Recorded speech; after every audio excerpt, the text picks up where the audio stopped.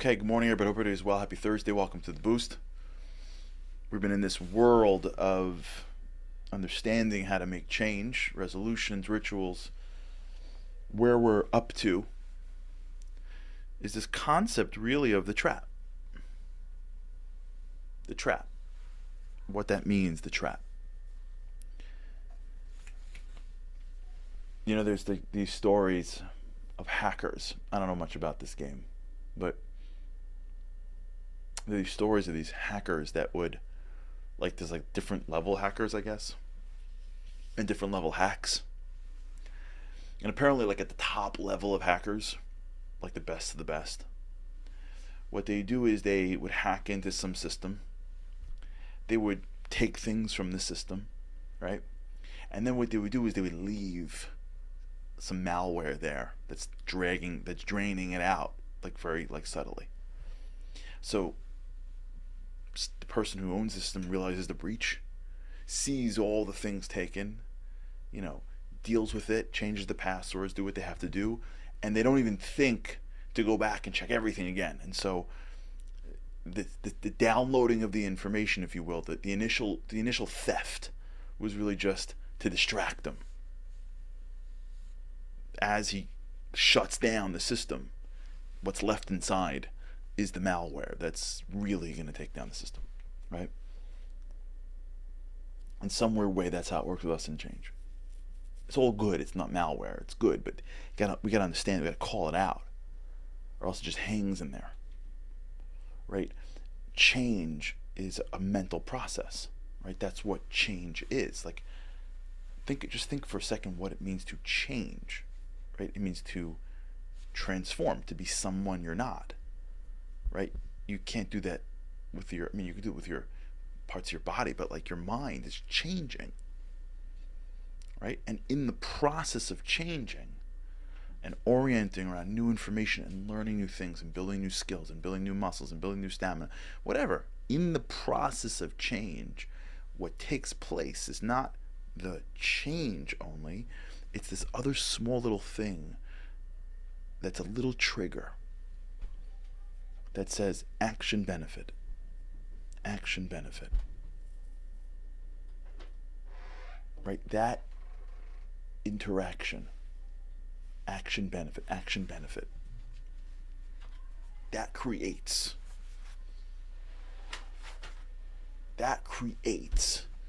a relationship that didn't exist before. So now I take an action and I get a benefit. Action benefit, neuroplasticity, action benefit. For I am now not only expecting the benefit, I'm also projecting the benefit, right? I'm like thinking, okay, if I did this much in 3 weeks, then 3 months, I'll be done, right? If I gain this much in 2 weeks, if I go 4 weeks, 8, 10, right? We're calculating. We're expecting. So our brain is already getting an immediate hit. I come off the thing, I do whatever it is, the first few months as I orient, as I take that low-hanging fruit, as I sort of collect the easy stuff. I'm not saying it's easy to change. I'm saying there's always the beginning, which is like you can see it early. If you grow this way, everyone grows differently, but I'm expecting it. I'm expecting it. Immediacy, patience. And so what ends up happening is that little malware, it's not I'm saying it's all positive, but that little trigger that I never even appreciated formed in my head.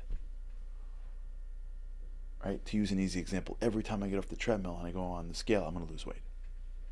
Every time I come out of a class on spirituality, I'm going to feel connected. Right? Every time I go to work and put in an effort, I'm going to see a benefit. Right? Whatever it is. Especially if you're in the world of soul and spirituality and you're deepening yourself and you're getting it's new. It was awesome in the beginning. I love doing it. I love going to the class. I love going to this. I'm doing it. It feels good. I get more information. I feel good about myself. orienting, trigger. You're not realizing the trigger is building. Action, benefit. If I'm doing this in 3 weeks, imagine 3 months, 3 years, right? And then the wall comes. It's like you, boom, go right up against the wall. The first day where you do the action, you get no benefit. Or the benefit goes backwards. You feel worse. You do something in the morning or in the afternoon, you do your thing, and you see not only no benefit, there's a trip up.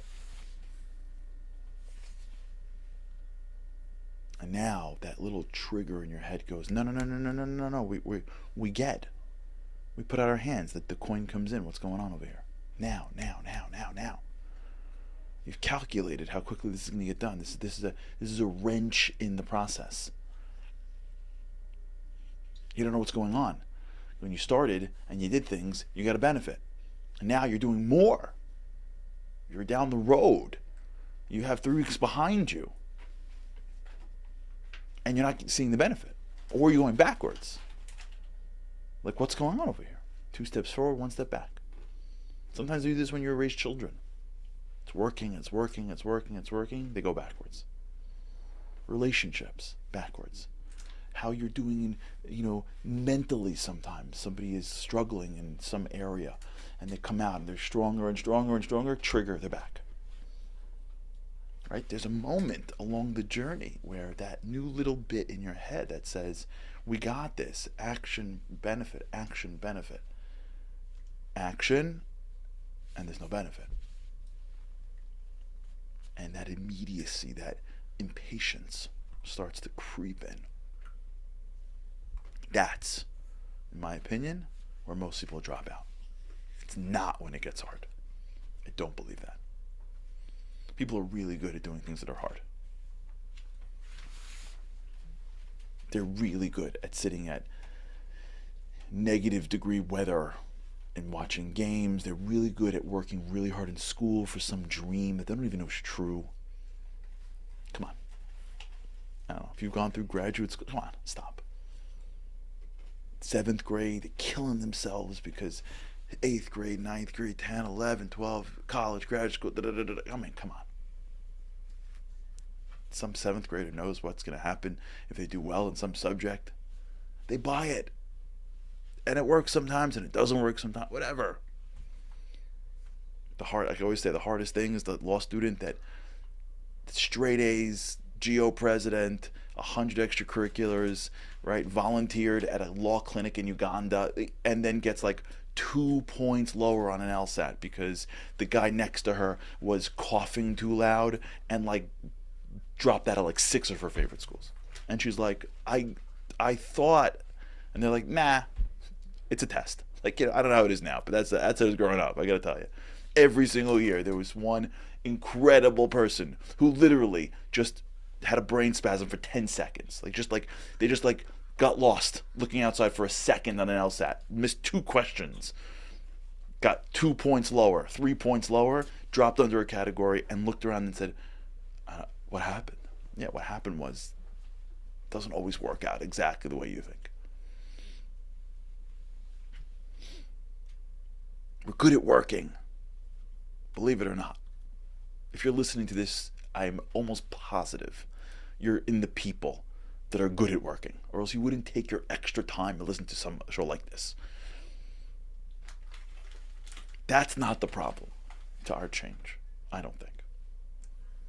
The problem to our change is that when you hit that moment where you stop seeing the benefit of your actions, that thought comes in.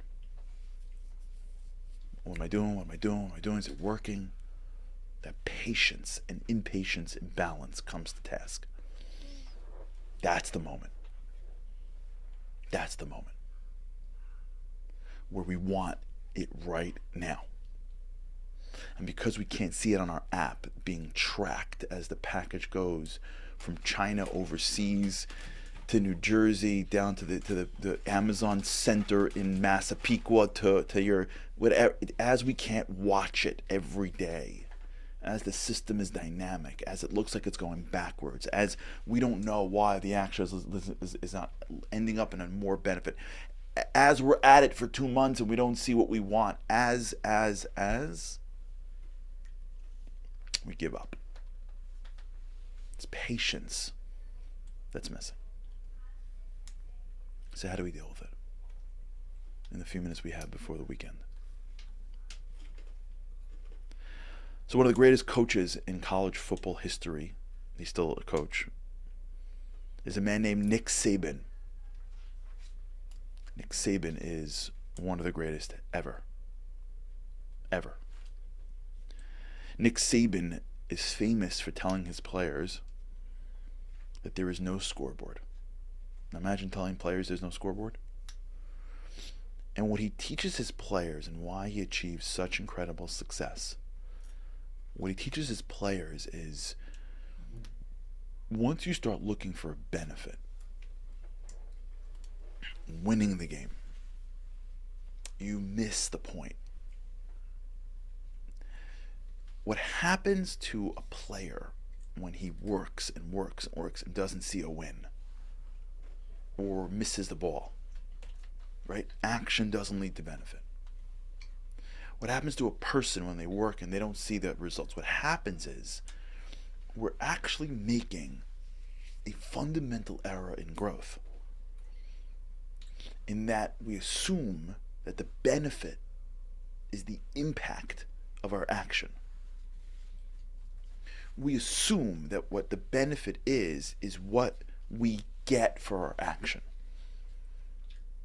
It's the loss of weight. It's the depth of connection. It's the knowledge we gain. It's the relationships we gain.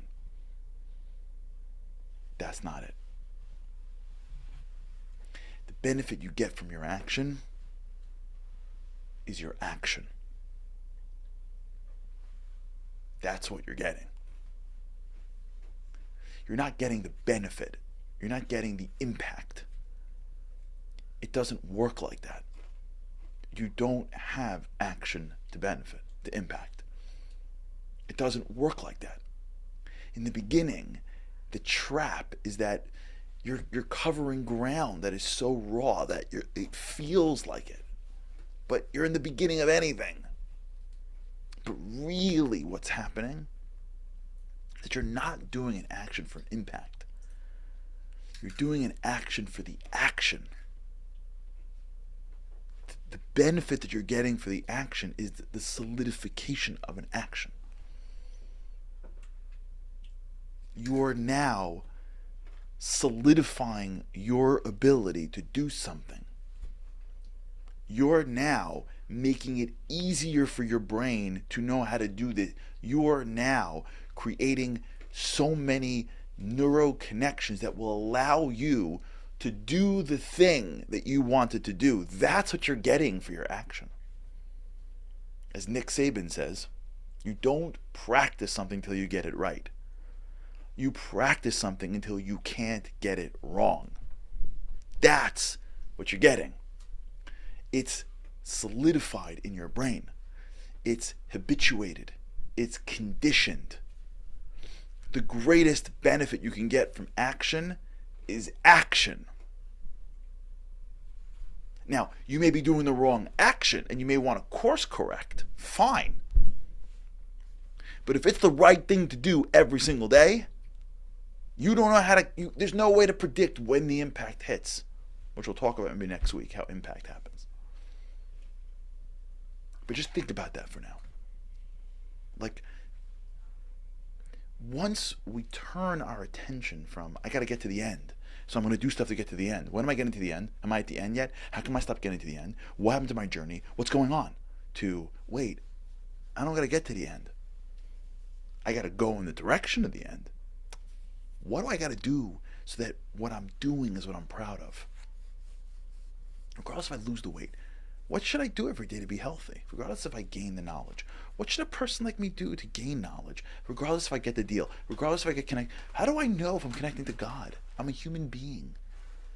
What am I doing every day to put myself in a position?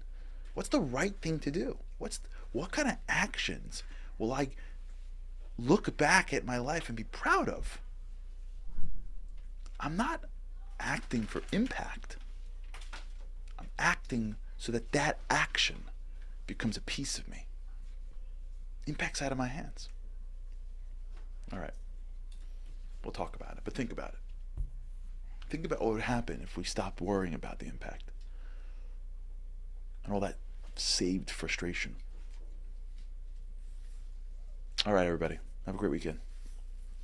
And with the help of the Almighty, I cannot wait to speak to you again next week. Have a great weekend. Living on a lifeline, the world doesn't ever seem to change. Looking for the sunshine, but you're caught up in the rain. It's like your eyes are wide open, but you cannot see. You're watching life pass you by like 1, 2, 3. Walking in destruction, the winds of life blur your vision. All the devastation forever feels like you're on the run. It's time. No one else can set you free. You're locked inside, and only